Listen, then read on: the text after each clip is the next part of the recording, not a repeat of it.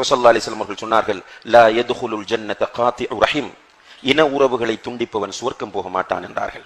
இந்த இரத்த உறவு இருக்கிறது, இது மறுமையிலே அரிசின் கீழ் தொங்கிக் கொண்டு சொல்லுமாம், யா அல்லாஹ், என்னை யார் சேர்ந்து வாழ்ந்தாரோ அவரை நீ சேர்த்துக்கொள், என்னை யார் துண்டித்தாரோ அவரை நீ துண்டித்து விடு. அல்லாஹ் பாதுகாக்க வேண்டும். ரசூலுல்லாஹி அலைஹி வஸல்லம் அவர்கள் சொன்னார்கள், லைஸல் வாசிலு பில் முகாஃபி, வருகிறான் என்பதற்காக போகிறவனும் தருகிறான் என்பதற்காக கொடுப்பவனும் இன உறவை பேணுபவன் அல்ல. என்னுடைய சகோதரன் வந்தா வர்ற வீட்டுக்கு போவன் என்ற நிலையில் இருக்கிறவன் இன உறவை பேணுபவன் அல்ல.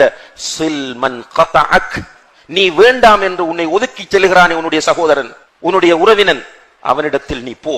அவன் அடிக்கட்டும், ஏசட்டும், திட்டட்டும், உன்னை வீட்டை விட்டு துரத்தட்டும், நீ கவலைப்படாமல் போய் அஸ்ஸலாமு அலைக்கும் என்று சொல்லி அவனுடைய ஹோலிலே போய் உட்கார்ந்து கொள்.